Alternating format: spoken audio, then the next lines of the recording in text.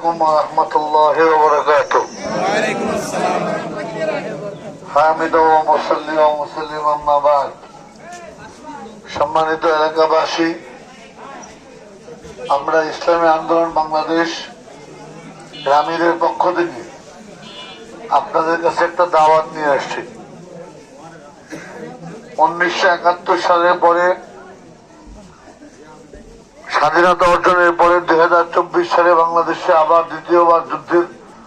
দ্বিতীয়বার সংগ্রামের মাধ্যমে স্বাধীন হয়েছে।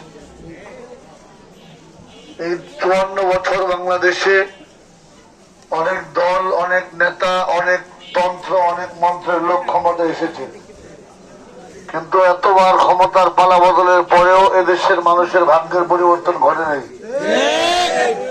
এদেশের রাস্তাঘাটের উন্নয়ন হয় নাই, এদেশের মানুষ স্বাধীনতা ফিরে পায়নি। স্বাধীনতার নামে এদেশের মানুষ কয়েকটা পরিবারের কাছে জিম্মি ছিল, কিছু মানুষের কাছে বন্ধির মতো ছিল। কিন্তু বাংলাদেশের জুলাই অভ্যুত্থানের পরে বাংলাদেশের মানুষ এখন পরিবর্তন চায়, বাংলাদেশের মানুষ এখন স্বাধীনতা চায়, বাংলাদেশের মানুষ দেশের উন্নয়ন চায়। এই জন্য আমরা এই আগামী ত্রয়োদশ সংসদ নির্বাচনে আমরা ঐক্যবদ্ধ ভাবে সকলে মিলে দেশটা করতে চাই। একটা কথা স্মরণ করিয়ে দিতে চাই, বিগত 54 বছরে 12 বার সংসদ নির্বাচন হয়েছে, 12 বার ক্ষমতার পালাবদল হয়েছে। এক দলের নেতা আরেক দলের নেতার কাছে, এক দলের কর্মী আরেক দলের কর্মীর কাছে নিরাপদ ছিল না। কিন্তু ইসলামী আন্দোলন বাংলাদেশ এমন এক আদর্শের রাজনীতি করে সকল ধর্ম, বর্ণ, সকল দলের নেতা কর্মী এবং সকল মানুষ এই দলের কাছে ইসলামের ছায়াতলে নিরাপদ। আজকে নারায়ণগঞ্জ ঢাকা শহরের এত কাছের জেলা হলেও, ফতুল্লা থানা ঢাকা শহরের সর্বোচ্চ কাছের থানা হলেও, সবচেয়ে বড় আফসোসের বিষয় ফতুল্লা থানা রাস্তাঘাটের সবচেয়ে দুরবস্থা।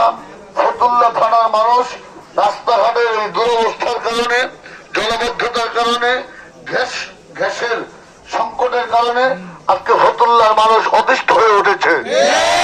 আমরা চাই আসুন সকলে মিলে হাতে হাত রেখে, কাঁধে কাঁধ রেখে আগামীর বাংলাদেশে, আগামীর নির্বাচনে ইসলামকে বিজয় করে হাত পাখায় ভোট দিয়ে এই ফতুল্লাকে একটা মডেল থানা হিসাবে, ফতুল্লার প্রত্যেকটা রাস্তা, ফতুল্লার জলাবদ্ধতা, ফতুল্লার গ্যাসের সমস্যা, দুর্নীতি মুক্ত, চাঁদাবাজ মুক্ত, দখলবাজ মুক্ত একটি থানা আমরা সকলে মিলে করতে চাই। এই জন্য আসুন আমরা আগামীর বাংলাদেশ, ইসলামের বাংলাদেশ, বর্তমান বাংলাদেশের মানুষ একটি পরিবর্তন চায়। এতবার যারা এই 12 বার ক্ষমতায় এসেছে, সব প্রত্যেকটি বার এই আমাদের কাঁধেই, আমাদের ঘাড়েই, আমাদের মাথায় কাঁঠাল ভেঙে তারা ক্ষমতায় গিয়ে তারা 28 লক্ষ কোটি টাকা পাচার করেছে, আমার দেশটার ক্ষতি করেছে। এটা আমরা চাই আর কোন চাঁদাবাজ, আর কোন দুর্নীতিবাজ, আর কোন দখলবাজ, আর কোন পরিবারতন্ত্র, আর কোন দেশের থেকে টাকা পাচারকারীকে আমরা ক্ষমতায় আনতে চাই না।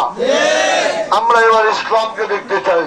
আসলে সকলে মিলে আমরা দেশ গড়ি, সকলে কাঁধে কাঁধ রেখে, হাতে হাত রেখে একসঙ্গে মিলে এদেশটাকে করবো। আল্লাহ আমাদের সবাইকে তৌফিক দান করুন।